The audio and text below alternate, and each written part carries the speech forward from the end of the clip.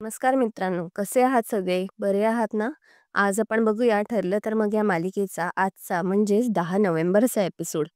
एपिसोडच्या सुरुवातीला आपल्याला दाखवतात की सायलीला चक्कर येते अचानक, जेव्हा ती रविराजला केकचा घास भरवते. तिला सगळं जुनं आठवतं. सगळे तिच्या भोवती जमा होतात आणि तिला पाणी वगैरे देतात. अस्मिता म्हणते, सायली चल मी तुला खोलीत घेऊन जाते.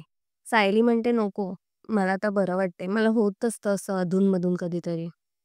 तन्वी म्हणते आता कशी ती आतमध्ये जाईल? तिला आता बघायचं असेल ना इथे पुढे काय घडतंय. तसं पण माझ्या वाढदिवसाच्या दिवशी स्वतःवरती लक्ष केंद्रित करून तिचं झालंच ना. बरं वाटतंय का आता तुला? एक दिवस तरी मला नीट शांतपणे नाही जगू देणार ही मुलगी. माझी आई माझ्याकडे बघत सुद्धा नाहीये. कारण तिला माहितीये, मी तिला सगळ्या जुन्या आठवणी सांगितल्या तर माझी आई माझ्याकडेच येईल ना. म्हणून सायलीने हे सगळं नाटक केलंय आता. पूर्णाजी म्हणते अगं तन्वी तोंड बंद ठेव, काय चाललंय तुझं? तिला बरं नाही वाटत आहे, तुझं काय चाललंय हे वेगळंच? तन्वी म्हणते नाही नाही बरोबर आहे.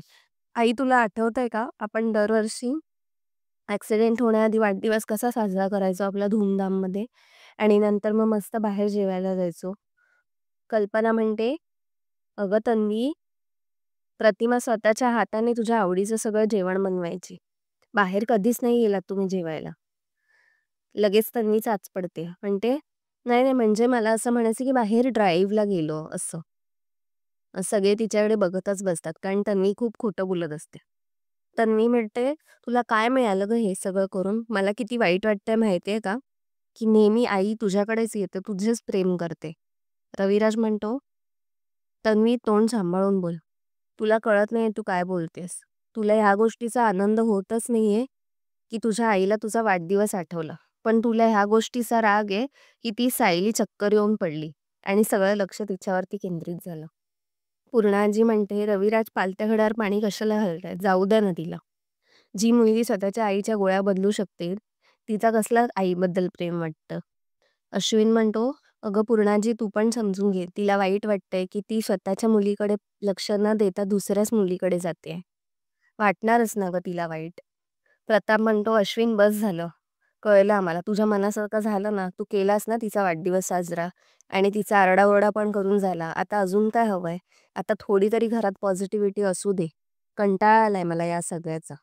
इकडे सचिन म्हणजेच अस्मिताचा नवरा म्हणतो, "पण खरंच, मला जर हे माहिती नसतं ना की तन्वी प्रतिमाची मुलगी आहे, तर मला असंच वाटत राहिलं असतं की प्रतिमा आणि सायली मायलेकी आहेत. कारण त्यांचा बॉन्ड इतका स्ट्रॉंग आहे."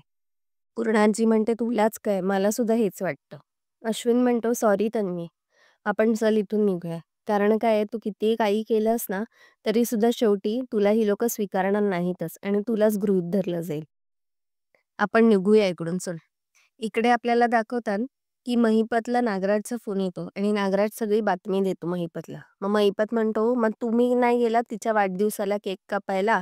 एक काम करा, सुभेदार घरातल्या लोकांपेक्षा जास्त तन्वीवरती तुम्ही नजर ठेवा, तेवढं मात्र करा." नंतर आपल्याला दाखवतात की सायली सगळ्या घडलेल्या प्रकाराचा विचार करत असते आणि तिला तंद्री लागलेली असते. अर्जुन म्हणतो, "काय झालं बायको, काय बोलतेस, काय विचार करतेस तू?" त्यावर सायली म्हणते, "तुम्ही काही बोलणार नसाल तर मी तुम्हाला सांगू का?" अर्जुन म्हणतो, "ठीक आहे, सांग मला." सायली म्हणते, "का कोण जाणे, मला ना प्रतिमा आत्यांबद्दल आहे ना एक वेगळाच ओलावा जाणवतो. काहीतरी आमचं नातं आहे असं सतत वाटत राहतं. जे नातं मला माझ्या आईसोबत असेल असं वाटतं मला त्यांच्याकडे बघून." अर्जुन सायलीला म्हणतो, "पण ह्याचे पुरावे काय आहेत?" आणि हसायला लागतो. सायली म्हणते, "म्हणूनच तुम्हाला सांगत नव्हते मी. प्रत्येक गोष्टीचे पुरावे मागत असता तुम्ही. जाऊ दे मी झोपते." नंतर आपल्याला दाखवतात की अर्जुन किचनमध्ये आलेला असतो पाणी भरण्यासाठी.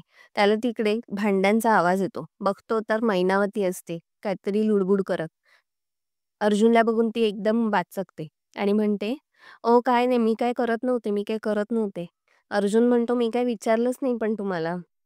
ती म्हणते, "अहो मला ना रात्रीची भूक लागते केव्हा तरी, म्हणून मी आली इथे."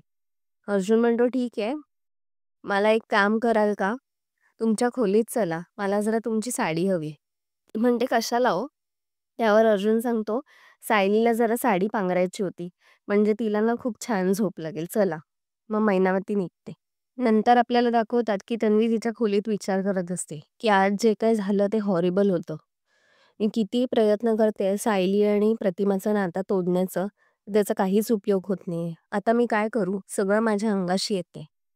नंतर आपल्याला दाखवतात, की अर्जुन मैनावतीची साडी घेऊन सायलीला पांघरून घालतो. सायली म्हणते, "छान काम केलंत हां, मी झोपते आता." मित्रांनो, आजचा भाग इथेच संपला. पुढील भागात आपल्याला दाखवतात, की सायली विचार करत असते, की अर्जुन माझ्या सिच्युएशनमध्ये असता तर त्याने काय केलं असतं? आणि ती अर्जुनप्रमाणे विचार करते आणि बोलते. नंतर तिच्या लक्षात येतं, की एक गोष्ट मात्र आहे, जी तिच्या उपयोगी पडू शकते. ते म्हणजे लोखंड्यांचं घर. तिकडे जाऊन तिला काहीतरी क्लू मिळू शकतात. मग ती लगेच मैनावतीच्या खोलीत जाते आणि त्यांच्या घराची चावी शोधून काढते. हे सगळा प्रकार तन्वी बघत असते. नंतर आपल्याला दाखवतात, की अर्जुन सचिनला एअरपोर्टला सोडायला जातो.